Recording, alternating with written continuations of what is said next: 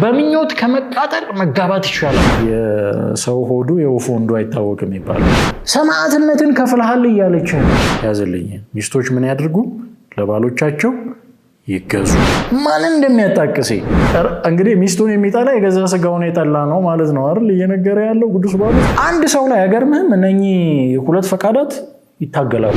ያንተ አባት አባትህ እንጂ ሌላ መሆን አይችልም። ያንተ እናት እናትህ እንጂ ሌላ መሆን አትችልም። በትዳሩ ምንድነው አሁን ያ ሰው እንደዛ ብሎ ሲናገር እኔ ዘማነኝ እያለ እየተናገረ እንደሆነ አይገባውም። ቅርባችን ያሉ ሰዎችን አናያቸው ይስልላል። ውስጡ ካለች እንግዲህ አውጥቶ ያግባ እንዳዳ። አንተ ራሱ እኮ ካገባ ወዲህ ወዝ ቀየር ያለው አናውቅም እንዴ? በፊት እርቅ ይሁን ፖድካስት ተፈጥሮም በሚፈቅድልን መንገድ ተፈጥሮ በራሱ ህግ ነው አይደል? ተፈጥሮን በሚፈቅድልን መንገድ ወንድና ሴት ናቸው ጋባት ያለባቸው።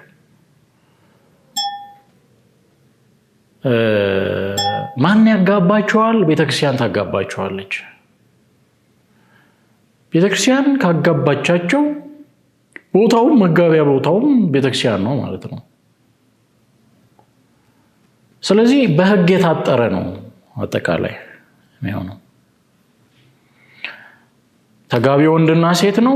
አጋቢዋ ቤተክርስቲያን ናት።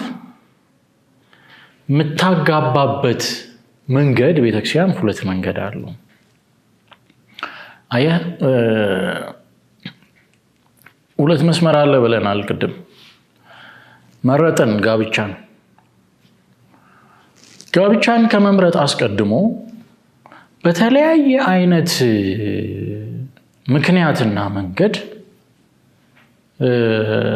ቅድመ ጋብቻ ድንግልናውን ያጣ ወንድ፣ ድንግልናዋን ያጣች ሴት ትኖራለች። በተለያየ ምክንያት ተገቢ ነው አይደለም፣ ግን ከሆነ ቤተክርስቲያን ልጆቿን አትገፋም። ስለዚህ በሁለት አማራጮች አስቀምጣለች ማለት ነው። ጋብቻውን ትፈጽምላቸዋለች ስርዓቱን፣ ግን ከሁለት አንዱ በተክሊል በስርዓተ ቁርባን ትፈጽምላቸዋለች። እንግዲህ ምናልባት ጠለቅ ብሎ ለማየት እንደው የቅዱስ ጳውሎስን ትምህርት ብናነሳ ጥሩ ይመስለኛል። እዚህ ቦታ ላይ ቅዱስ ጳውሎስ እያነበብ ነው በዚህ በአንደኛ ቆሮንቶስ መልእክቱ ምዕራፍ 7 ላይ ከቁጥር 1 ጀምሮ እናንብበው። እንዲህ ይላል: ስለ ጻፋችሁልኝስ ነገር ከሴት ጋር አለመገናኘት ለሰው መልካም ነው ይላል። ነገር ግን ስለ ዝሙት ጠንቅ ለእያንዳንዱ ለራሱ ሚስት ትኑረው፣ ለእያንዳንዲቱ ደግሞ ለራሷ ባል ይኑራት። ባል ለሚስቱ የሚገባትን ያድርግላት፣ እንደዚሁም ደግሞ ሚስቲቱ ለባሏ። ሚስት በገዛ ስጋዋ ላይ ስልጣን የላትም፣ ስልጣን ለባሏ ነው እንጂ። እንዲሁ ደግሞ ባል በገዛ ስጋው ላይ ስልጣን የለውም፣ ስልጣን ለሚስቱ ነው እንጂ።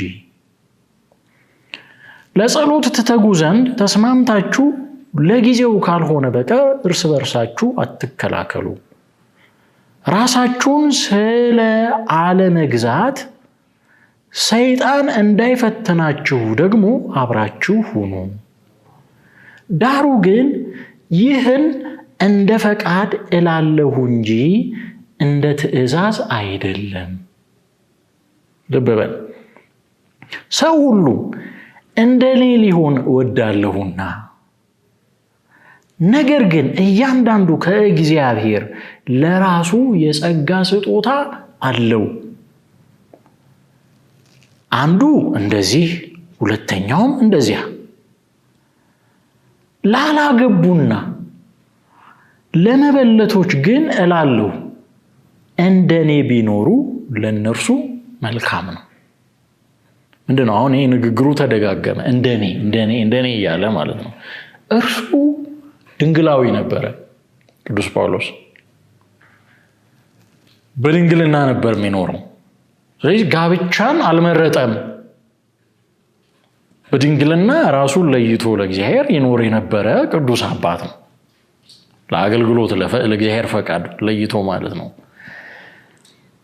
ምክንያቱም ሁለት የህይወት መስመሮች ያልኩ እዚህ ጋር ይመጣሉ ማለት ነው። ለምን ይሄንን አስበልጦ እንደኔ ቢቻላችሁ ለምን አለ? ምክንያቱን ያስቀምጠዋል። ነገር ግን በምኞት ከመቃጠል መጋባት ይሻላልና ራሳቸውን መግዛት ባይችሉ ያግቡ። ላላገቡ ለመበለቶች አለ እንደኔ ቢኖሩ እንደኔ ቢሆኑ እመርጣለሁ፣ ፈቅዳለሁ፣ እሱን ነው ማበረታታቸው ካለ በኋላ ምን አለ? በምኞት ከመቃጠል መጋባት ይሻላል። ራሳቸውን መግዛት ባይችሉ ያግቡ አለ። ለምንድነው መግዛት የማይችሉት? ይሄ የተራክቦ ፈቃድ ቢጫ ናቸው። ሐሳባቸው ቢበዛ በዛ ረገድ ማለት ነው። እኔ የምመርጠው ማግባታቸውን ነው። በዚህ ጉዳይ ቦዘራ አድርጎ አያስቡ፣ አይጨነቁ እዛ ጉዳይ ላይ። ምክንያቱም ማረፊያ እግዚአብሔር አዘጋጅቷል። ይገርማል እኮ የእግዚአብሔር ስራ። ግን ቢችሉ ቢቋቋሙት፣ አልፈልግም ቢሉ ቢጫኑት ምን ይሆኑ? እንደኔ ድንግላዊ ይሆኑ። ለምን? የሁለቱን ምክንያት ያስቀምጣል። ሚስት ከባሏ አትለይ፣ ብትለይ ግን ሳታገባ ትኑር። ምናልባት ወደ ኋላ ታነሳው ይሆናል ከተጋባህ በኋላ ስለመለያየት ፍቺ ስለሚባለው ጉዳይ። ወይ ከባሏ ትታረቅ፣ ባልም ሚስቱን አይተዋት ብዬ የተጋቡትን አዛቸዋለሁ። እኔ ግን አላዝም። ማን እንጂ አለ? ጌታ እንጂ። ሌላዎችንም እኔ እላለሁ ጌታም አይደለም። ከወንድሞች ወገን ያላመነች ሚስት ያለችው ቢኖር እርሷም ከእርሱ ጋር ልትቀመጥ ብትስማማ አይተዋት።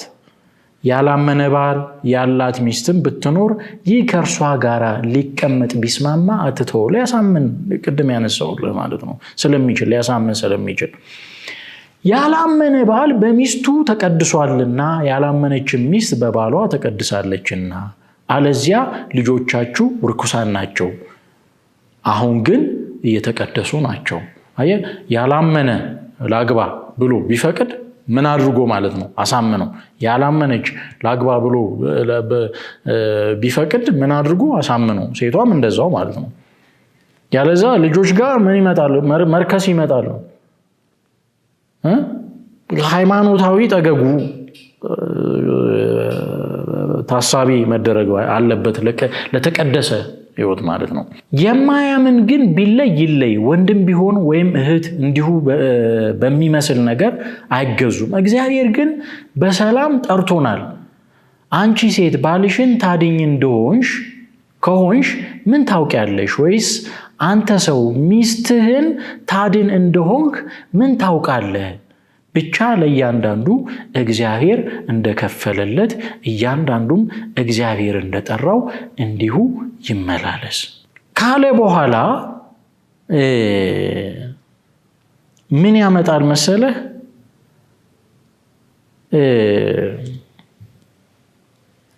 ስለ ድንግልናም የጌታ ትእዛዝ የለኝም፣ ነገር ግን የታመንኩ እሆን ዘንድ ከጌታ ምሕረትን የተቀበልኩ እንደመሆኔ ምክር እመክራለሁ። እንግዲህ ስላሁኑ ችግር ይህ መልካም ይመስለኛል። ሰው እንዲህ ሆኖ ቢኖር መልካም ነው።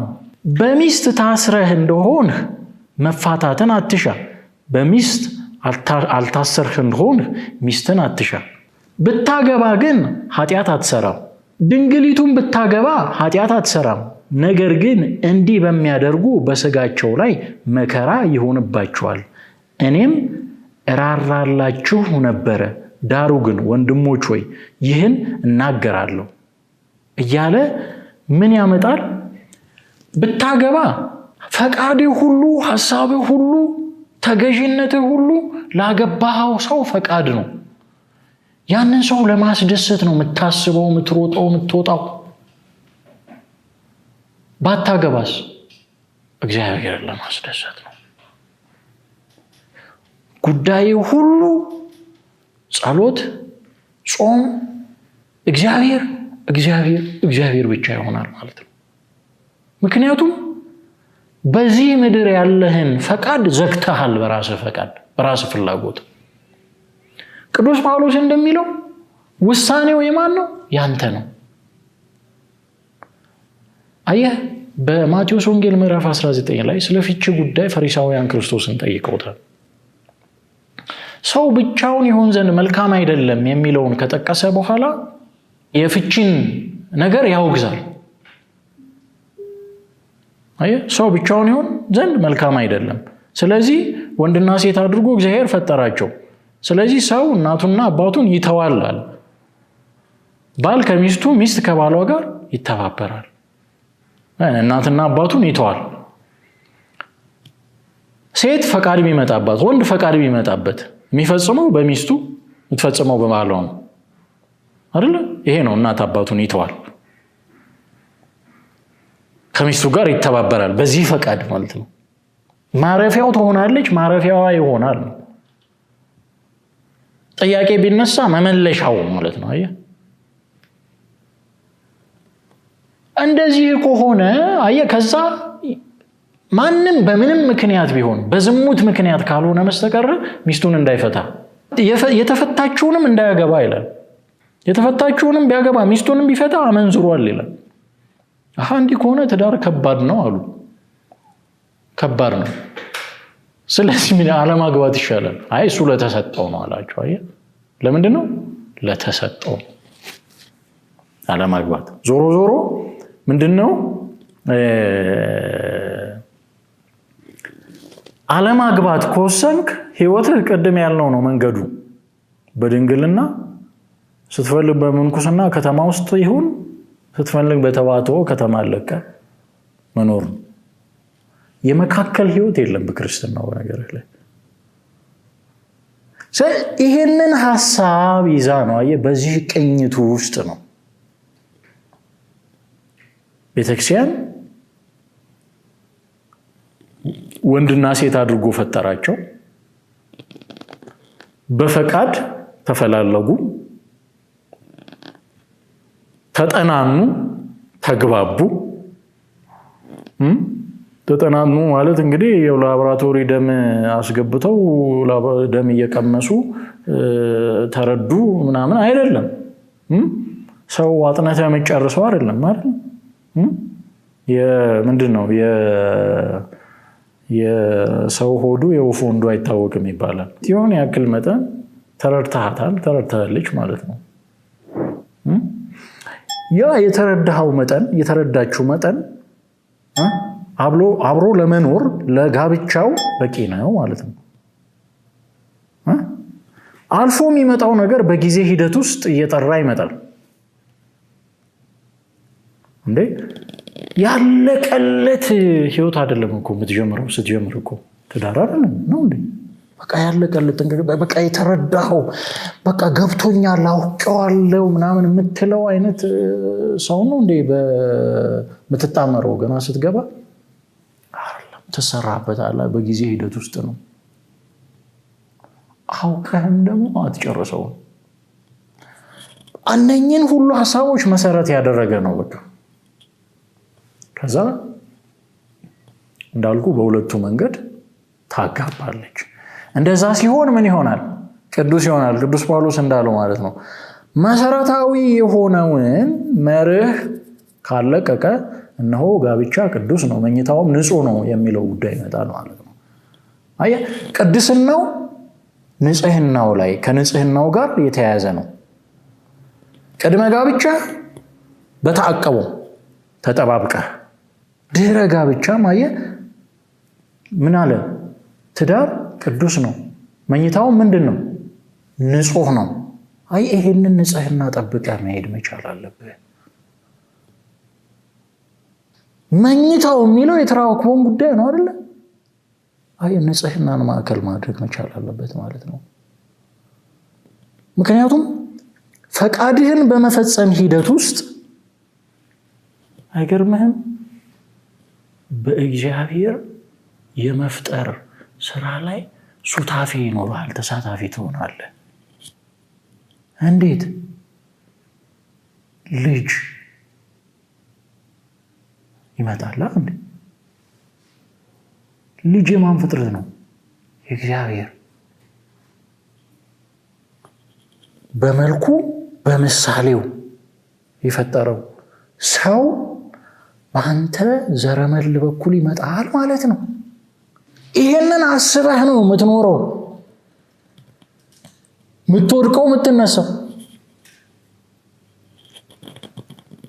ስለዚህ ቅድስናው ንጽህናውን በዚህ መልኩ እያሰብክ እንድትኖር በሚያደርግ ዝግጅት ቤተክርስቲያን ምን ታደርጋለች? ትሰራለች። መንገዱን ባርካ ትከፍትልሃለች። አየህ፣ ተጠብቀህ ከኖርክ ተክሊል ትጭንልሃለች።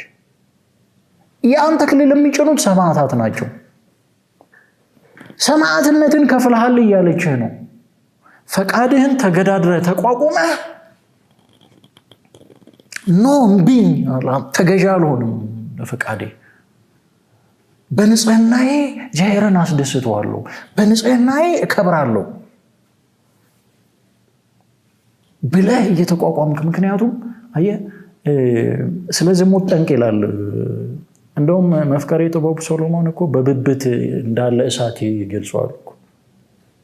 ያንን ፈቃድ፣ የተራከውን ፈቃድ በብብት እሳት ይዞ የሚዞር ማን ነው ይላል። ይሄ እሳት ነው እየለበለበ። አሁን ወጣትነት ላይ ስትመጣ የትኩስነት ምኑ አለ አይደለ? በለው ይላል፣ ሁሉ ነገር አለ።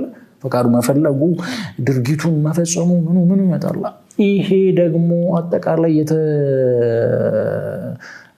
ማህበረሰባችን የተዋቀረበት ሁኔታ አጠቃላይ ስታየው ይጋብዛል። እዚህ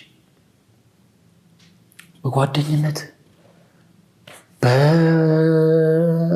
በማህበራዊ ሚዲያው፣ በሚኒስትሪ ሚዲያው፣ በመጽሐፉ፣ በፊልሙ፣ በሚኑ ይመጣብሃል ማለት ነው። ይሄንን እየተቋቋምክ ነው። አየህ አልፈህ ሄደህ ንጽህናን ጠብቀህ ጋብቻ ጋር ማለት። ስለዚህ ቤተክርስቲያን ምን ትላለች? ታከብራለች። ይህንን ጠብቀህ ተጋድሎ ፈጽመህ ነው እዚህ የደረስከው። ተክሊሉን ትጭንልሃለች። ከዛ ምን ታደርጋለች? በቅዱስ ሥጋው በክቡር ደሙ ታትመዋለች። ሜሮንም እኮ ትቀባለህ እኮ አይደለም? በቃ ይታተማል። ከዛ መንገድህ ተባርኳል። አንተ ብቻ ይሄንን የተባረከ መንገድ ሳትለቅ ቅድስናውን ጠብቀህ ለንጽህናው ተጨንቀህ ለመኖር በቁርጥ አቋም መወሰን፣ ለፌ አለ ማለት። መንገዱን ጀምረሃል። ልክ እንደ ጋሪ ፈረስ ትዳር እንደዛ አይደል? ሌላ አላይም አልሰማም። እርቅ ይሁን ፖድካስት። በቃ መንገዱን ይዘኸዋል። መንገዱን ከያዝከው ዘንዳ ከዛ መንገድ መውጣት የለብህም። ቅድስናን መጠበቂያ ሱታፌ ሚስጥራት ነው። አንዱ ሚስጥር ተካፋይነት ማለት ስጋው ደሙን በቃ በዛ ትጠብቀዋለህ። ጸሎቱ አለ፣ ጾሙ አለ፣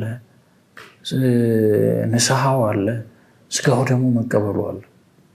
ይሄ ፈጽሞ ልትዘነጋው የማይገባ ጉዳይ ነው። ምክንያቱም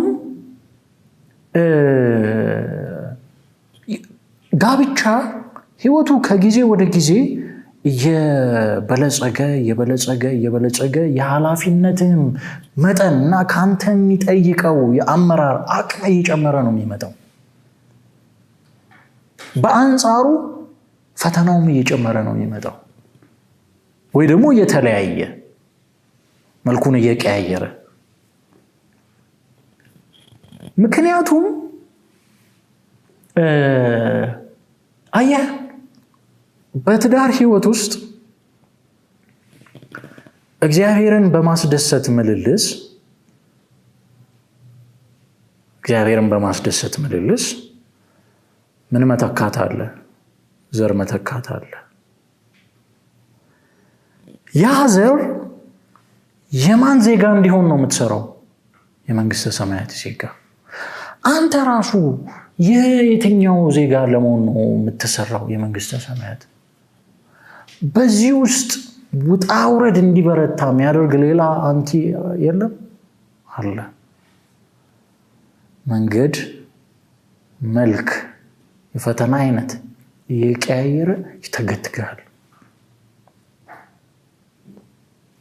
ስለዚህ ከዚህ የምትጠበቀው በሚስጥራት ተሳትፎ ነው። በዛ ውስጥ ነው እያደግክ የምትሄደው። አልኩህ እኮ በትዳር ውስጥ እየኖርክ ስትሄድ እየተሳብክ የምትሄደው ወደ በለጠው ክብር፣ ወደ በለጠው እግዚአብሔራዊ ሐሳብ፣ ወደ በለጠው የግጋተ ቤተክርስቲያን ግጋተ እግዚአብሔር አየሰረገላ ሆኖ እኮ ነው ይዞ የሚሄደው። ኤልያስ በእሳት ሰረገላ አረገ። ያንተ የእሳት ሰረገላ ጋብቻ ነው። ይሄ ሰረገላ ነው ይዞ መንግስተ ሰማያት የሚገባው እንጂ አንዳንድ ሰዎች እንደሚመስላቸው በቃ የሰርግህ ቀን አክሊልም ተደረገልህ፣ በቅዱስ ቁርባንም ተጋባ፣ ስጋው ደሙ ተቀበልክ፣ በቃ ከተማ አንተ ከዛ በኋላ እንደፈለክ ሁን ብላ እንደለቀቀች አይነት ነገር አይደለም። እንደዛማ በቃ ራስህን አጋልጠሃል ማለት ነው። መንገድ ስተሃል ማለት ነው። አየህ ቅዱስ ጳውሎስ ለኤፌሶን ክርስቲያኖች በላከው መልእክቱ ምዕራፍ 5 ላይ መጨረሻው ቁጥር አካባቢ ክርስቶስን እና ቤተክርስቲያንን ከጋብቻ የሚጣመሩት ወንድና ሴት ጋር እያነጻጸረ ያነሳል። ከዛ ይሄንን በጋብቻ የሚመጣውን ውህደት ይህ ምስጢር ታላቅ ነው ብሎ ነው የሚገልጸው። ይህ ምስጢር ምንድነው? ታላቅ ነው። እንዴት? ሰው እናትና አባቱን ይተዋል ካለ በኋላ ምን አለ ክርስቶስ? ሁለቱም አንድ ስጋ ይሆናሉ። አሁን አንተና ሚስትህ በቃ በሰውኛ በሳይንሳዊ መንገድ ባዮሎጂካሊ አንድ ስጋ ናችሁ። ባዮሎጂካሊ ነው ማለት አይደል? ምንድነው የምታየው? ቤት ውስጥ ሁለት ሰው ቆሞ ነው የምታየው። አንድ ብለህ ትቆጥራለህ፣ እሷን ሁለት ሰው ቆሞ ነው የምታየው። ልጅ ሲመጣ ሶስት እያልክ ትቆጥራለህ አይደል? የቤተሰብ አባል ስትጠየቅ ስንት ነው የምትለው? ቀበሌ ሄደህ ግን አየህ ይሄ ውህደት ሚስጥሩ ታላቅ ነው እንዲል ያደረገው ቅዱስ ጳውሎስ ቤተክርስቲያን የክርስቶስ ምኑ ናት? አካሉ ናት። ክርስቶስ ምኗ ነው? ራሷ ነው አይደል? እንዴት አድርጎ ነው የተዋሃዳት ቤተክርስቲያንን? ይሄንን እኮ ነው። ወንድ አለ፣ ሴት አለች፣ አይተዋወቁ፣ ተገናኝተው አያውቁ። እግዚአብሔር በረቀቀ መንገድ አገናኛቸው። ከዛና ከዚህ አድርጎ ከዛ በኋላ ወደ አንድ አመጣቸው። ታየዋለህ፣ አንድነታቸው ይታያል። ታላቅ ነው የሚለው ሚስጥሩ በጣም ይረቃል። ይህንን ሚስጥር የምትጠብቅበት ማህተሙ ማሰሪያው ስጋው ደሙ። የራክ ቀን የሚያደባው ይቀርባል። እንዳንተ ትጋት ነው፣ እንዳንተ መለለስ ነው፣ እንዳንተ ቁርጥ አቋም ነው፣ እንዳንተ አዋዋል ነው ነው እሱ። ስለዚህ ስጋው ደግሞ ምን እያደረገ ይሄዳል ማለት ነው? የሰራ ወደ ክርስቶሳዊው ህብረት ያዋሃዳል። አንተ ደካማ የነበርከው ጉድለተ ብዙ የነበርከው ሰው በሚስትህ ትሰራለህ፣ ጉድለትህን ትሞላለች፣ ፈቃድህን ታሳርፈዋለች። አንተም እንደዛው። ከዛ ምንን ታስባላችሁ? መንፈሳዊነትን ታስባላችሁ። አየህ፣ እንደዛ እኮ ነው። ፈቃድህ ማረፊያ አግኝቷል። ከማረፊያ ጋር ሆነህ ምንን ታስባለህ? ሕገ እግዚአብሔርን ስለመጠበቅ ታስባለህ፣ ትነጋገራለህ። ውይይት ሁሉ ስለምን ይሆናል? እንደ ኤማውስ መንገደኞች ስለ ክርስቶስ ይሆናል። እንደ ዛሬው አይደለም። እንትኑን ጽንሰ ሐሳቡ ያለን መረዳት ርቆን እንደምንኖረው እንዳሁኑ ሰዎች አይደለም። አሁን አየህ፣ የሚያሟግተው ኤክስተርናል የሆነ ነገር ይበዛል። ከትዳሩ ቅድስና ከአልጋው ንጽህና ይልቅ ኤክስተርናል ነገር የቤቱ የምኑ አስፈላጊ ነገሮች ናቸው፣ ምንም ጥርጥር የለውም። ግን ቅድሚያ የምንሰጣቸው ውጫዊ የሆኑት ነገሮች ናቸው። በእነኛ መሰረትነት ነው ትዳራችንን ኢቫሉዌት የምናደርገው አይደለ? ኤክስተርናል በሆነው በቤቱ እንደነከሌ ቤት ሳይኖር ምናምን ትባላለህ ወይ ትላለህ። አንተም እንደነከሌ መኪና ሳይኖር ትላለህ ትባላለህ። መሟገቻ ሀሳባችን እንደውም ምክንያት የምንፈልግ ይመስላል አይደል? እንደውም ትዳር ውስጥ ገና እንደገባን በነጋታው ምክንያት የምንፈልግ ይመስላል፣ የሆነ ለመተላለፍ አይነት። እርግጥ ነው አይደለም ሁለት ፈቃድ፣ ሁለት አመለካከት፣ ሁለት ማህበራዊ መሰረት እና ስነልቦናዊ አእምሯዊ አወቃቀር ያላቸው ሰዎች እግርና ምንና ምን ይጋጫል ይላሉ። እግር ከእግር ይጋጫል። ግጭቱ የሚፈታበት መንገድ ግን በቤተ ክርስቲያን ቡራኬ መንገድ ከፋችነት ሪቫኑን ቆርጣ አይደል ያስገባቸው ወደ አዲሱ ህይወት፣ ወደ አዲሱ ጎጆ ሪቫኑን ቆርጣ አስቆርጣ አስገባች። በሷ ሲሆን ምን ይላል? ትጠብቃለህ ማለት ነው። ሁሌ የምትደውለው ለምንድን ነው?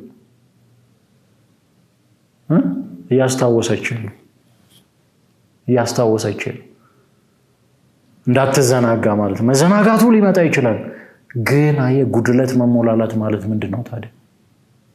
ለትዳርህ ስኬት፣ ለቤትህ ሙቀት ምን ትላለህ? ትወጣለህ፣ ትወርዳለህ አይደል? ስጋ ያው ጣር ጋር አለው ለማግኘት ቅድም ያልናቸውም በቁስ ረገድ ለመሙላት አይደለ? እንደዛ ሲሆን የምትወሰድባቸው ነገሮች ሲበዙ ልትዘናጋ ትችላለህ። ሰው ነህና በሰውኛ እንነጋገር ከተባለ መልአክ አይደለንም አይደል? እንደገና ፍጹምም አይደለንም። ስህተቶች አሉ። በአንዳንድ አመለካከቶች፣ በድርጊት በንግግርም በምንም የመወሰድ ሁኔታዎች አሉ። እንደዛ ሲፈጠሩ ተጣማሪህ አየህ ይመልሳል፣ አንተም ትመልሳለህ። ጉድለት መሞላታት ማለት አንዱ ይሄ ነው። ቤተክርስቲያን ደግሞ በደውሏ በሰጠች ባተመችብህ ሕግ ታስታውሳለች። ውስጥ እኮ ይደውላል። አሁን ስህተት ስትፈጥር አንኮንሽስሊ ተሰራው ይሆናል፣ ግን ጥቂት ቆይተህ እኮ ትላለህ አይደል? ስለዚህ እነኚህን ሁሉ ውጣ ውረዶች የሚያቀልልህ የምትቋቋምበት ክህለከዊኑ ብቃቱ እየተሞላ የሚመጣው በክርስቶስ ቅዱስ ሥጋ ክቡር ደሙ ነው። መራቅ የለብህም። በምን ያህል ጊዜ 40 ቀን የሚሉ አሉ። ለምን ቀን በቀን እስካስቀደስክ? አሁን በሚከለክልህ ነገር ከሌለ ማለት ነው አይደል? የሚከለክልህ ነገር ከሌለ ባስቀደስክ ቁጥርስ እንደዛ ነው። በነገርህ ላይ እኮ አይደል እንዴ? ክርስቲያን ካስቀደሰ ስጋው ደግሞ መቀበል አለበት ነው። አናረገውም፣ አልተለማመድነውም እንጂ በአንዳንድ እንደ ግብፅ ባሉ አብያተ ክርስቲያናት እንደዛ ነው። ምዕመናን ካስቀደሱ ይቆርባሉ ማለት የሚፈቅድላቸው ከሆነ ምክንያቱም አሁን ወደ ቤተ መቅደስ እንዳንገባ የሚከለክሉን አንዳንድ ምክንያቶች አሉ። እነኛ ምክንያቶች ካልከለከሉን መቅረቡ ነው የተሻለ የሚሆነው። ከ40 ቀን ባይበልጥ ጥሩ ነው የሚሉ አባቶች አሉ። ቢረቅ 40 ቀን።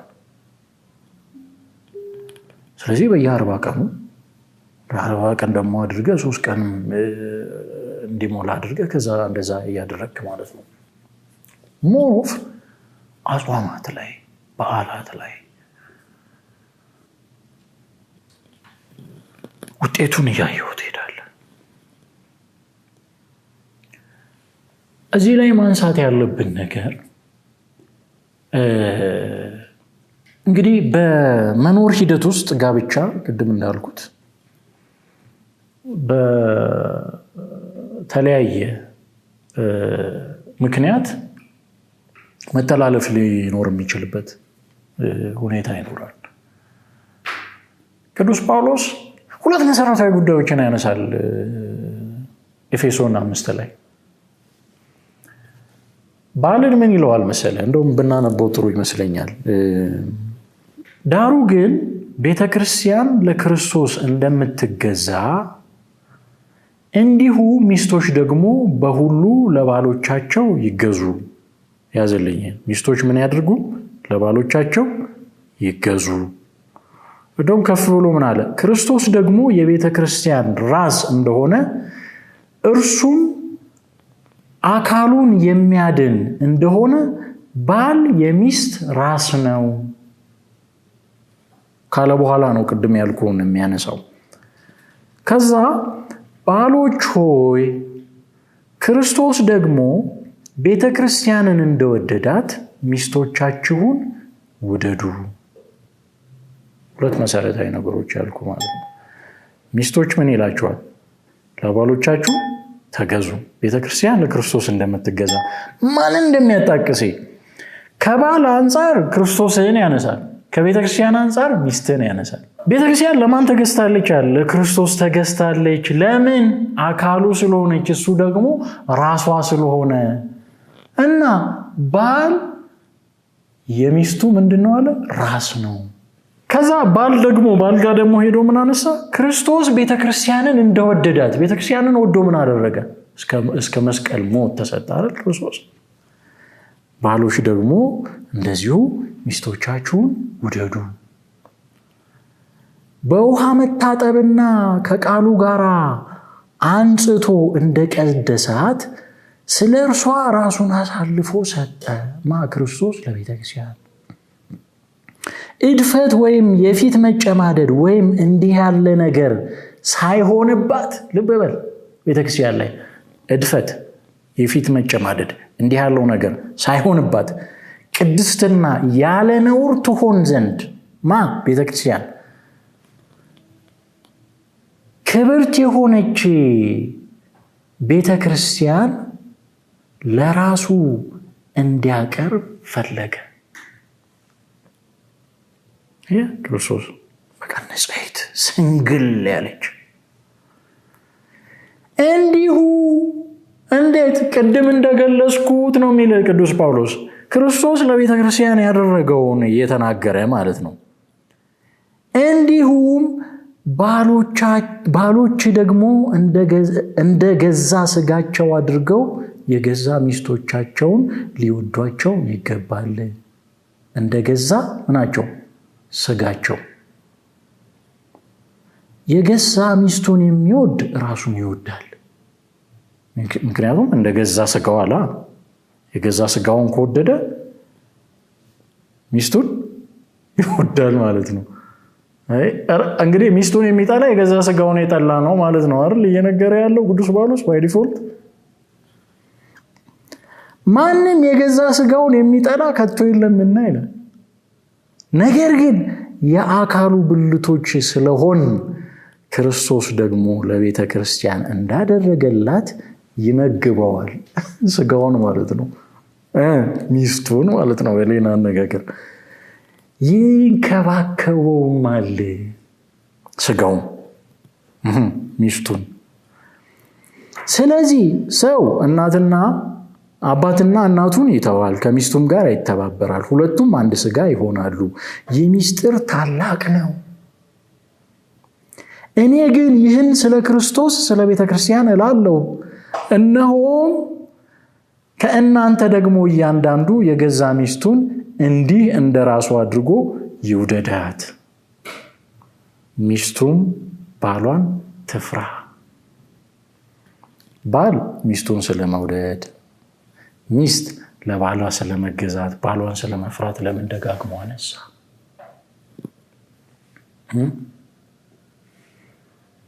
እዚህ ላይ ጉዳይ አለ ማለት ነው። ጉዳይ አለ።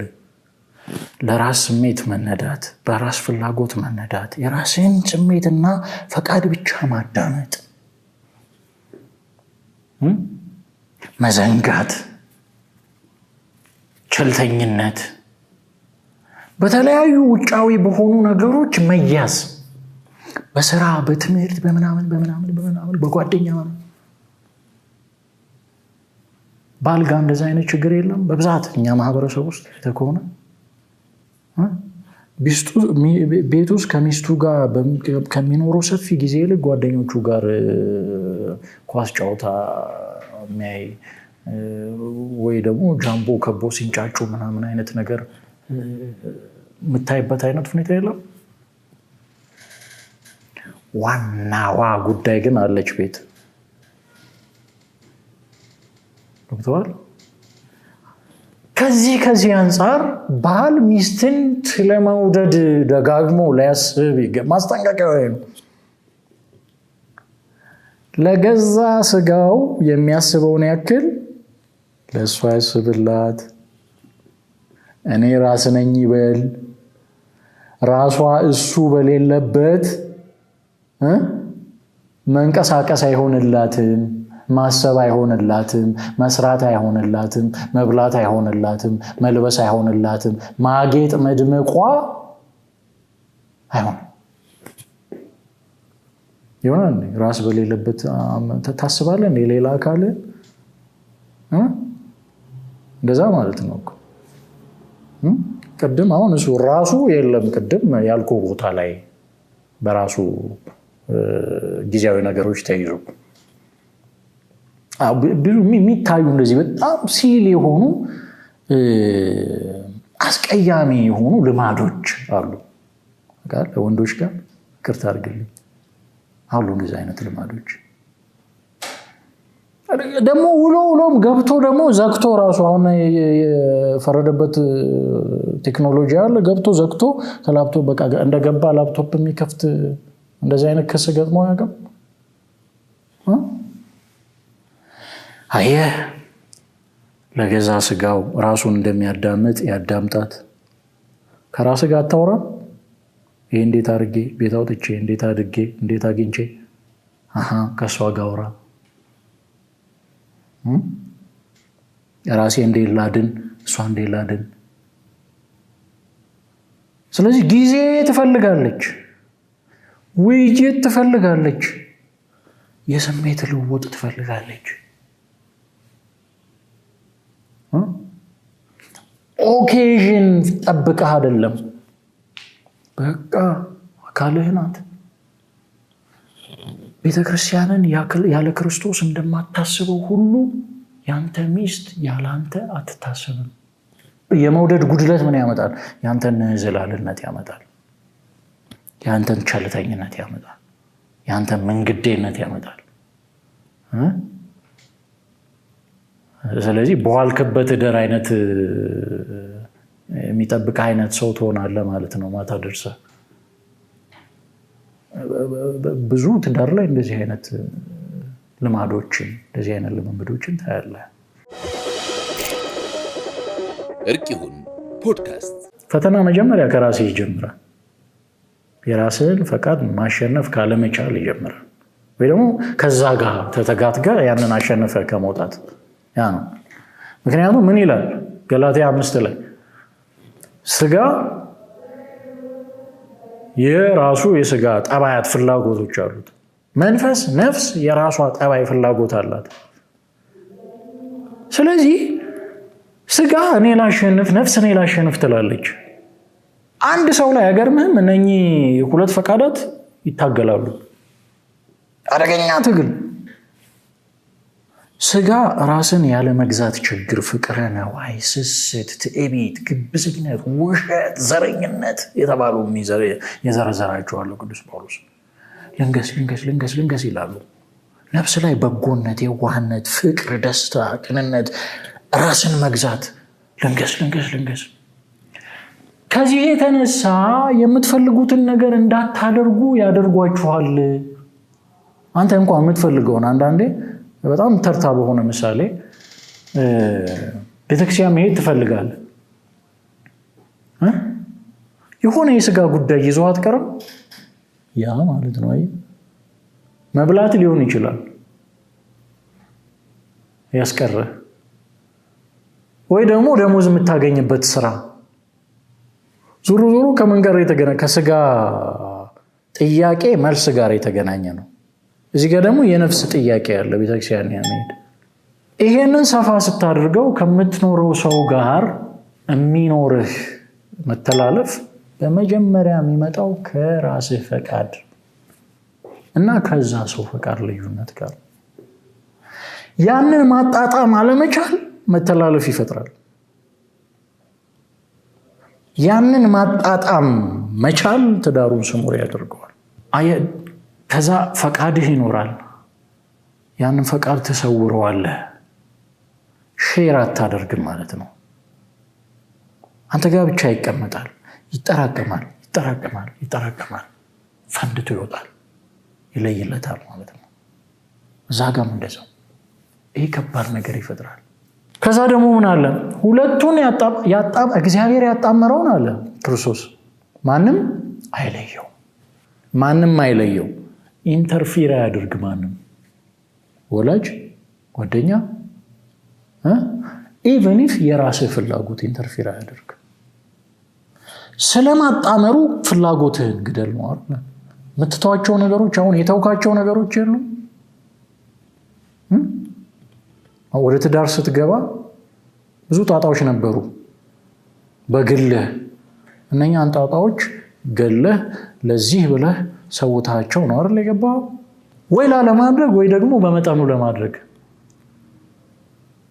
ለምሳሌ የካፌ ቆይታ፣ ለምሳሌ ኳስ አንዱ ጣጣ ስለሆነ አሁን አይደል? ለምሳሌ ስራ፣ ለምሳሌ ስብሰባ፣ ለምሳሌ አገልግሎት።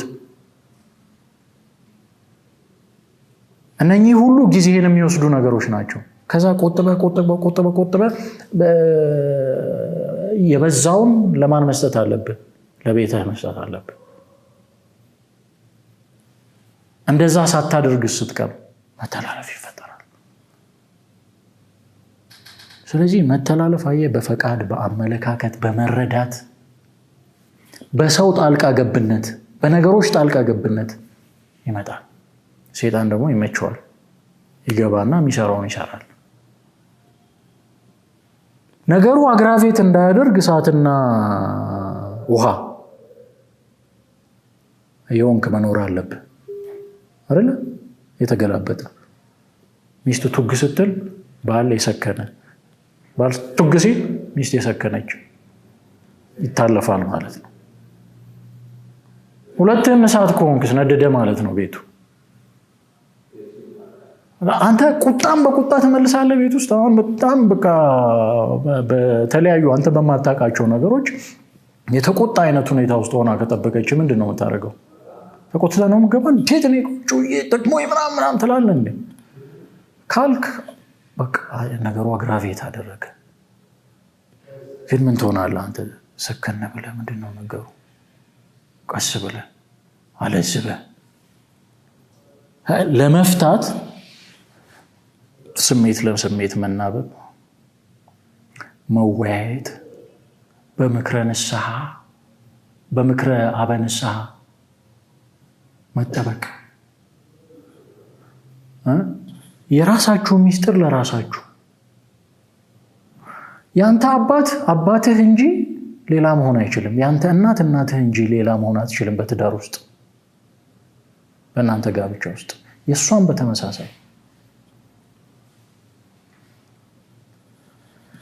ሊያግዟችሁ ይችላሉ በነገሮች ልምድ ሼር ሊያደርጓችሁ ይችላሉ ነገር ግን ቁርሱን መብላት ያለበት ይሄ ነው ብለው ለሷ ሊወስኑላት አይገባም የምታበላህ ነገር የምታውቀው እሷ ናት አይደል እንኳን ስለምታበላ ስለ ፕሮቶኮል የምታውቀው እሷ ናት ነጩ ሸሚዝ ከወደደች ነጩ ሸሚዝ ነው አባት ቀዩን ስለወደደ ቀዩን መልበስ የለብህም የማን ፈቃድ ተገዥ ሆናል ማለት ነው አይ ኖ ብሎ አባትና እናት እዚህ መሃል ከገባ እህትና ወንድም ጓደኛ እዚህ መሃል ከገባ አደገኛ ስንጥቃት ይፈጠራል ስንጥቃቱም ደግሞ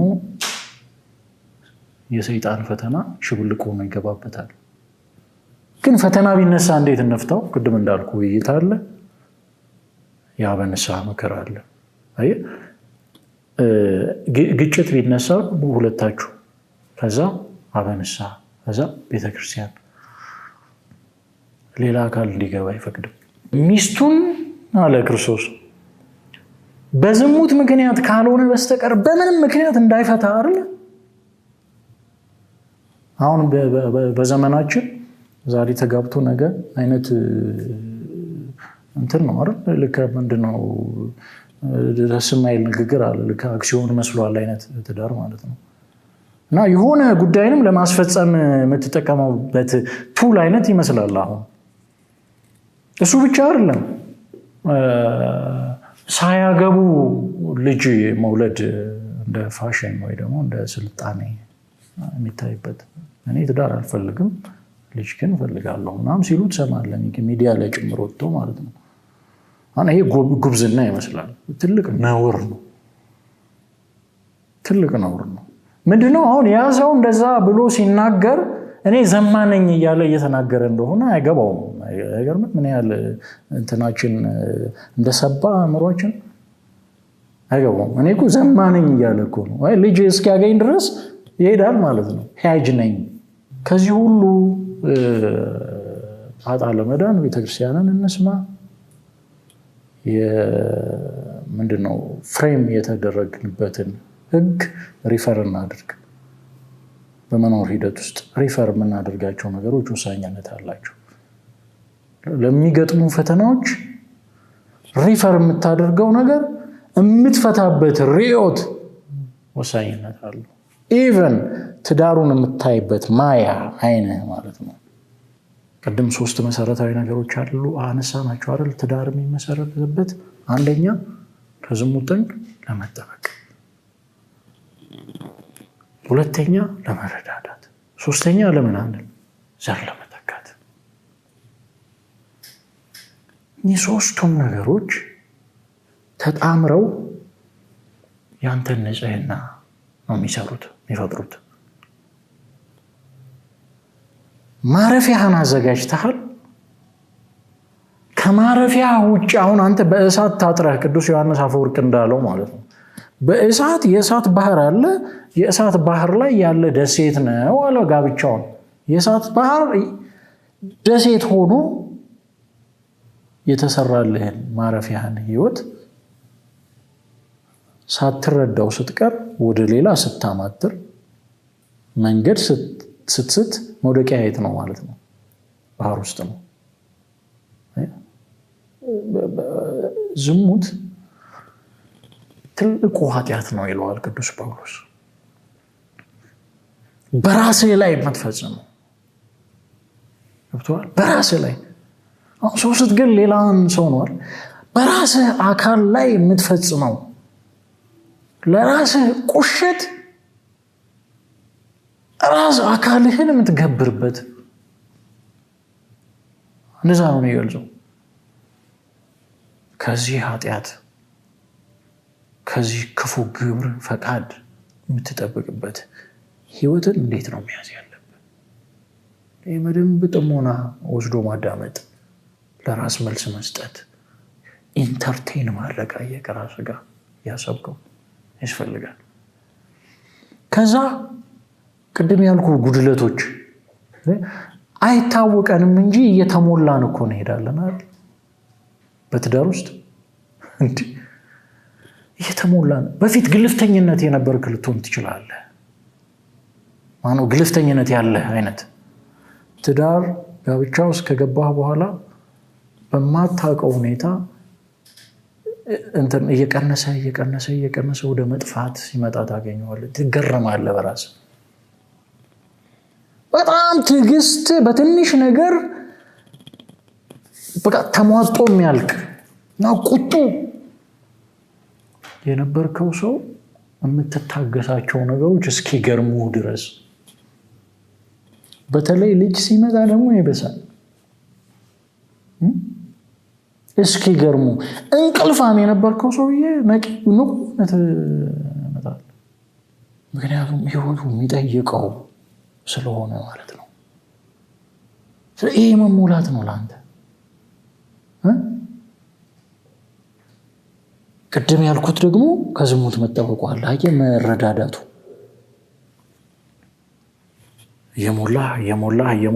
የሞላን ወዴት ሄድን ማለት ነው። ቅድም እንዳልኩት ወደ መንግስተ ሰማያት። ሚስትህ መወንጨፊያ ናት። ባል ለሚስቱ መወንጨፊያዋ ነው ወደ መንግስተ ሰማያት። ከዛ ደግሞ በመጪው ትውልድ ውስጥ ስፍራ ያለህ ልትሆን የሚያደርግህ ምን ይመጣል? ፍሬ ይመጣልች። ያ ልጅ ምንድነው? በእግዚአብሔር አርአያ መልክ የተሰራ ፍጥረት ነው። እግዚአብሔር መቅደሴ መልኬ ያለው ማለት ነው። ምከብርበት ያለው ማለት ነው። በአንተ በኩል ይመጣል። ያንተን አካል ከፍሎ ከደምህ ተቀርቶ ከአጥንትህ ተፈልጦ ነፍስህን ነስቶ ይመጣል። ከዛ በሚቀጥለው ትውልድ ውስጥ ምን አለህ ማለት ነው? ስፍራ አለ፣ ቦታ አለ። ከዛ ደግሞ ያንን ትውልድ ደግሞ ትሰራለህ እንደገና አንተ። አየው ስፋቱ። በዚህ ሁሉ ሂደት ውስጥ ፈተናው መልኩን እየቀያየረ ይመጣል ሊያሰነካክል። ስለዚህ በንቃት በጥበብ በጸሎት በስጋ ወደሙ መታተም ነገሩን ክፉን እያሸነፍን መልካሙን ደግሞ እየበለጸግንበት እያደግንበት እየጎለመስንበት እንሄዳለን። ተያይዘን መንግስተ ሰማያት እንገባለን። እርቅ ይሁን ፖድካስት።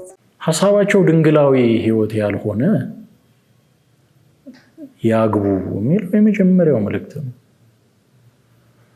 ያላገቡ የማግባት ፍላጎት ያላቸው ሰዎች ያግቡ። መቼ ያግቡ? ምክረ አበው ምክረ ካህን ያስፈልጋል። ምክንያቱም አየህ በእውቀት ረገድ አስተሳሰባችንን የሰራው ፍልስፍና እንደሚመስለኝ ከሆነ ዓለማዊው ፍልስፍና ነው። ይህ ዓለማዊ ፍልስፍና ደግሞ ከቅድመ ትዳር እንደ መስፈርት ቅድመ ሁኔታ የምናስቀምጣቸውን ነገሮች በጣም ትኩረት ይሰጣቸዋል። ቅድም እንጠንቀቅ፣ ሰዎችን በአፋ እንዳናስቀር ያልንበት በተለይ የኢኮኖሚ ጉዳይ አንድ። ሁለተኛ ደግሞ የትዳር አጋርን የምንመርጥበት መስፈርት። አሁን ብዙ ወንዶችም በለው ሴቶች የሚሆነኝ ሰው ጠፋ ይለዋል። አሁን አግቡ ስትል ማለት ነው። ሰው ጠፋ። እንዴት ነው ሰው ጠፋ? ወይ እንደ ዲዮጋን እንደተባለው ሰውዬ በቀን ፋኖስ ይዞ መዞር ነው። ምንድነው መሰለ፣ አሁን ብዙ ጊዜ ቅርባችን ያሉ ሰዎችን አናያቸውም። አስተውል እንደሆነ ለምን ይመስላል? እኛ ያስቀመጥናቸው መስፈርቶች በውስጣችን ማለት ነው። አንዳንዶቹማ በድፍረት እኔ ማገባው ወይ ማገባው አልተወለደም እስካሁን ይሉሃል ማለት እና የታናሽ ቅድመ አያት የሚሆኑትን ሰው ነው የሚያገቡት ማለት ነው። አልተወለደም ካሉ ቀልድ ይመስላል ንግግሩ። ምን ያህል ራሳቸውን በአስተሳሰብ ረገድ እያጠሩ እንደሆነ ነው የሚያሳየው። መስፈርቴና በእኔ ውስጥ አለች ይልሃል ማለት ነው። ማለት በቃ የተሰራች ሴት ማለት በቃ ይስልልሃል። ውስጡ ካለች እንግዲህ አውጥቶ ያግባ እንዳዳም እግዚአብሔር ቢረዳው ከሱ ከወጣ ያገባት እንትን ነው። ድንግዝግዝ ነው መረዳታችን። በትዳር ያለው መረዳት ድንግዝግዝ በጣም አስፈሪ አድርጎ ይስልልሃል ማለት ነው። ትዳሩን በቃ ፈተና ያለበት ያንን ፈተና መውጣት የማይችል እኔ ምን አጨቃጨቀኝ የሚሉ ይበዛሉ። ቅድም ያልኩ በተለይ አሁን ከትዳር ውጪ ልጅ የሚፈልጉ ሰዎች ምን አጨቃጨቀኝ፣ ምን በባል በሚስት አስወሰነኝ። አያፍሩም ወይ እነኚህ ሰዎች ነው እኔ ጥያቄ። በባል በሚስት አስወሰነኝ ሲሉ አያፍሩም ወይ? ነውር እኮ ነው። እኔ ፍላጎቴ ብዙ ነው፣ ብዙ ቦታ መሄድ እኮ ፈልጋለሁ፣ ያንን መልከፍ በዛም መለከፍ ፈልጋለሁ እያሉ ነው እኮ በሌላ መንገድ አይደለም። ኧረ ይሄ ደግሞ ያሳፍራል።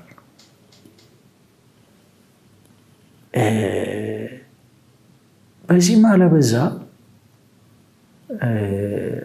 የተሰራንበት አመለካከት በጣም ጎርቶናል። ስለዚህ ከዚህ አመለካከት ሊያስወጣን የሚችለው ቅድም እንዳልኩት የቤተክርስቲያን ትምህርት ነው። ለጋብቻ የሚሰጠው ክብር፣ ለጋብቻ የሚሰጠው ቦታ፣ ጋብቻ ውስጥ የሚገኝ ጥቅም፣ በረከቱ ቅድም እንዳልኩ አሁን ላገባና ላለገባ የሚሰጠው ቦታ የለ። ኃላፊነት ገንዘብ ሰው ቢያበድርህ እኮ ካላገባህ እኮ እንዴት ያን በምን ይይዛል? አግብተሃል ነው አይደል? ቀድሚያው ብድር ቢሰጥህ በለው የሆነ ቀበሌ ኃላፊነት ቢሰጥ እድር እንኳን ኃላፊ ለመሆን ጋብቻ ትጠይቃለህ እኮ አይደል? ምን ያህል ቦታ እንደሚሰጠው ኃላፊነት መውሰድ የምትችልበት አይነት ሁኔታ ውስጥ ነህ ብሎ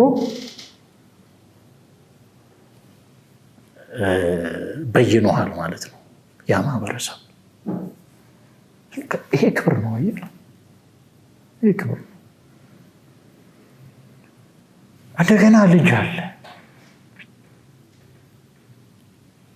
እንደገና ምንድነው የአእምሮ አለመባከን። አእምሮ ይሰበሰባል እኮ ጤነኛ ህሊና ላለው ትዳር ውስጥ ስትገባ አእምሮ ይሰበሰባል። ወንደላጤነትን ሴተላጤነትን ኖሮ ያየው እንዴት አእምሮ እንደሚባክን የምናውቀው።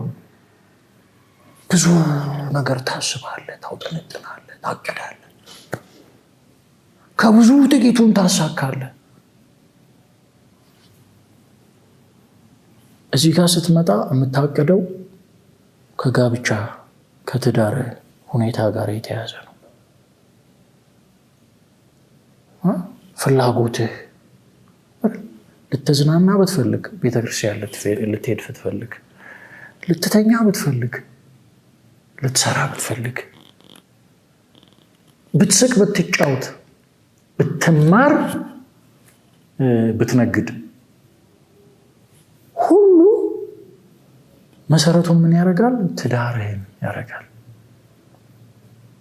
ይሄ ለትዳሬ ምን ይጠቅማል? ወይ ደግሞ ይሄንን ለትዳሬ እንዴት እንዲጠቅም አድርገዋለሁ? እንደዛ ነው የምታስበው። ይሄ ራሱን የቻለ በረከት ነው። መሰብሰብን መስከነን የሚያህል በረከት። ልታነብ ብትል እኮ ክታምሮ ይኖርሃል። አግብተሃል። ገና ማንን አገባለሁ የቷን መርጣለሁ ብሎ አይባክንም። አይምሮ አግብተሃል። ቁጭ መጽሐፍን ገልጠህ ክታምሮ እንደውም ቡና ተፈልቶ ይቀርብልሃል። ተጨማሪ ንቃት። በስጋዊ ስትሄድ በረከቱ፣ እንክብካቤው ወዙ መች ይመጣል? እንዴ አንተ ራሱ እኮ ካገባ ወዲህ ማለት ወዝ ቀየር ያለው አናውቅም እንዴ በፊትና ትዳር ለስጋም ለነፍስም ምክንያቱም በሁለቱም ስለሆነ የምናስበው ማለት ነው። ለስጋ ስኬታማ ልትሆን የምትችልባቸውን ነገሮች በምላት የምትፈጽምበት ህይወት ትዳር ነው። ምክንያቱም አጋዥ አለ። በጣም ተርታ ንግግር ከስኬታማ ወንድ ጀርባ ይሉልሃል ማለት ነው። ምን አለች? ጀግና ሴት አለች ማለት ድጋፏን ነው። በነገር ላይ በቃ ጀርባ ሆና ትደግፋለች ነው። ለውድቅ ስትል ትመልስሃለች። ወደ ጎንም ወደ ኋላም ወደፊትም ትመልስሃለች። አቅፋ ትገፋለች ወደፊት። ሴት የላከው ሞት አይፈራም ይባል የለ? እንደዛ አርጋ ማለት ነው። እንዴት እንደምትሰራ አስበዋል? ሞትን የማትፈራበት ጥማት ላይ እንድትመጣ ልታደርግ ትችላለች ነው ሚስት። ዝም ብሎ መልአክ አይደለም መልአክ ሁሉ መልአክ አይደለም። የምትልክበት ምክንያት ሁሉ ምክንያት አይደለም ለአንተ። ግን የንግግሩ ፍልስፍና ምንድን ነው? ክርስቲያናዊ ስታደርገው ስታግዝህ በአገልግሎት ወደፊት ለመዘርጋት ድፍረቱን ታሰንቃለች። በስራ መስክ ስኬታማ እንድትሆን ስራህን በጥራት በጊዜ እንድትጨርስ የእሷ አይዞባይነት አለ። ስለዚህ በሁሉ ረገድ ጥሩ ቁርስ አብልታ ፕሮቶኮልህን አይታ አይደለ? ከስራ ስትመለስ ስራህን ገምግማ። በእያንዳንዱ ከሰው ጋር በሚኖርህ ግንኙነት ውስጥ ያንተ ተጽዕኖ ፈጣሪነት ሊመጣ የሚችልበትን መንገድ አመላክታ በውይይትህ እሱን ነው የምታገኘው አይደል? በዚህ ሁሉ ውስጥ አንተ እሷ አንተ እየሰሩ መሄድ ትልቅ በረከት ነው። እዛ ደግሞ ምን አለ አልኩ? ልጅ አለ። ትዳሩ ስትገባ የሚገርምህ ትዳሩ ከነበርክበት በፊት የሚኖረው በረከት መልኩ መጠኑ ተቀይሮ ነው የሚመጣው። የትኛውንም ባለ ትዳር ጠይቅ፣ የነኛ ትዳር ያለው ትዳሩን ጥሩ ኢንታክቴን የሚያደርግ ለመጠበቅ የሚተጋው ጠይቅ። በረከቱ እየጨመረ ነው የሚሄደው። እስመ መምህር ሕግ አለ ቅዱስ ዳዊት። የሕግ መምህር በረከትን ይሰጣል። እንዴት አይነት! ከክብር ወደ ክብር፣ ከቅድስና ወደ ቅድስና፣ ከከፍታ ወደ ከፍታ የሚያሸጋግር ሚስትህ በቤትህ ላይ ይላል እኮ ቅዱስ ዳዊት። አየህ አንተ እግዚአብሔርን ለመጠበቅ በቃለ እግዚአብሔር ለመሆን ፈቃደ እግዚአብሔርን ለመጠበቅ ራስህን እስካስገዛ ድረስ እስከ ቆረጥክ ድረስ ሚስትህ በቤትህ ውስጥ ምን አይነት ተአምር እንደምትፈጥር ታይዋለህ። በረከት ትሆናለች። መፍቀሬ ጥበብ ሰሎሞን የሌለ ጥሩ ሚስት ከእግዚአብሔር የምትሰጥ አይደል? ለባሏ ደግሞ ምን ዘውድ ምትሆን ዘውድ ማጌጫ ድምቀትህ ማለት ነው። አንተም እኮ ለእሷ እንደዛ ድምቀትህ፣ ጌጥህ። ሰርግ ብትሄዱ፣ ለቅሶ ብትሄዱ፣ ክርስትና ቢኖር፣ በየትኛውም አይነት ሁኔታ ውስጥ አብራችሁ ስትሄዱ አንተ ለእሷ፣ እሷ ለአንተ ሞገስ፣ ጌጥ። ይሄ ትልቅ በረከት ነው። እዚህ ላይ ነው ደግሞ ትልቁ በረከት ልጅ የሚጨመር። በበረከት ላይ በረከት፣ በጸጋ ላይ ጸጋ፣ በክብር ላይ ክብር ማለት አባት ትባላለህ። አባ ብሎ የሚጠራ ደግሞ ይመጣል። የአባትህ እግዚአብሔር አባት መባልን በልጅህ በኩል ይሰጣል። ፈጣሪህ እግዚአብሔር በልጅህ በኩል መፍጠርን ይሰጣል። በእግዚአብሔር የመፍጠር ስራ ውስጥ አለን እኮ ተሳታፊ ትሆናለህ። ምንድን ነው እንግዲህ አሁን ይሄ እንዴት ትገልጸዋለህ? ይሄ እንዴት ትመጥነዋለህ? እንዴት ተሳፍረዋለህ? ይሄ እግዚአብሔር ለሰው ልጅ የሰጠው ድንቅ በረከት። ስለዚህ ይሄንን አልፈልገውም ብለህ ወደኋላ የምትልበት ምክንያት ሞኝነት ነው። ከዚህ ውጭ ምንም ልትለው አትችልም። ወይ ደግሞ አለመረዳት። ስለዚህ ይሄንን ተረድተው ተቻኩለው በማስተዋል በጥበብ ወደ ትዳር እንዲገቡ የትዳርን በረከት ተቋዳሽ እንዲሆኑ እመክራለሁ። ባለ ትዳርም እንደመሆን ይመጣል ማለት ነው። እርቅ ይሁን ፖድካስት። እንግዲህ በትዳር ውስጥ የማስተዳደር ጉዳይ አለ። ብቃት ላይ ማሰብ ይኖርብሃል እንደ ባል እንደ ራስ። ሚስትም ደግሞ እንደዛው ብቃቷ ላይ ማሰብ ይኖርባታል። በተለይ ልጆች ሲመጡ እንደገና ክርስቲያናዊ ሕይወት ደግሞ እንዴት መቀጠል እንዳለበት በጣም ማሰብ ያስፈልጋል። ከትዳር ነው አይደል ብዙ ነገር የሚነሳው፣ ከቤት ነው የሚያወጣው። እንደውም ቅዱስ ጳውሎስ ለጢሞቴዎስ በላከው በአንደኛው ምዕራፍ መልእክቱ ምዕራፍ 3 ላይ ቤቱን ማስተዳደር የሚያችል እንዴት ቤተክርስቲያን ማስተዳደር ይችላል ይላል። ቤቱን ማስተዳደር የሚችል ነው ቤተክርስቲያንን ማስተዳደር፣ ሀገር ማስተዳደር የሚችለው። ብዙ ሰዎች ቤታቸው ማስተዳደር ሳይችሉ ነው ሀገር ለማስተዳደር የሚነሱት፣ ቤተክርስቲያንን ለማስተዳደር የሚነሱት። ለዚህ ነው ብዙ ነገር የሚመሰቃቀለው። ትልቁ የአስተዳዳሪነት የመሪነት ብቃት የሚለካው ቤት ውስጥ ልጆችህ ላይ በሚንጸባረቀው ጠባይ፣ ትዳርህን በምትይዝበት መንገድ የመሪነት ብቃት የሚለካው ማለት ነው። ስለዚህ ይህንን ብቃትን በጊዜ ሂደት ውስጥ እያዳበሩ እየተፈላሰፍክበት የተለያዩ ከሚፈጠሩ እንቅፋቶች፣ ችግሮች፣ ውጣ ውረዶች አንጻር የተለያዩ ብልሃቶችን እያመነጨ የምትሄድበትን እድል ማየት ያስፈልጋል። ከዛ ውጭ እንዳልኩት ትንሿ ቤተክርስቲያን ናትና ቤተክርስቲያን የምትገለጥበት አየህ ጸሎቱ አለ፣ በመንፈሳዊነት መሰራቱ አለ። ስለዚህ ቤትህ ቤተክርስቲያንን መምሰል አለበት። ለዛ መትጋት ያስፈልጋል። በተለይ ልጆች ከመጡ በኋላ በልጆች አስተዳደግ ላይ ትኩረት ሰጥቶ መስራት ያስፈልጋል። ልጅ መውለድ ብቻ አይደለም፣ ማሳደግ ይፈልጋል። ወግ ለማድረግ ማብቃት ይፈልጋል። እሱ ደግሞ ራሱን የቻለ አንድ ሴናሪዮ ነው፣ በጣም ትልቅ ሴናሪዮ ማለት ነው። ስለዚህ እዛ ላይ በደንብ መጠበብ፣ ልጅን በሚሄደው መንገድ መምራት፣ ሊሄድ በሚገባው መንገድ ማለት ነው። ከዛ ፈቅ እንዳይል እየተከታተሉ ማብቃት። ይህን ሁሉ በትዳር ውስጥ የምትኖረው ነው። ስለዚህ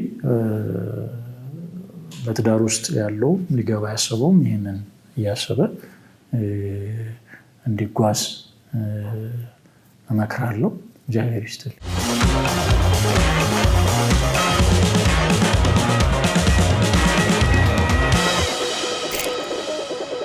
እርቅ ይሁን ፖድካስት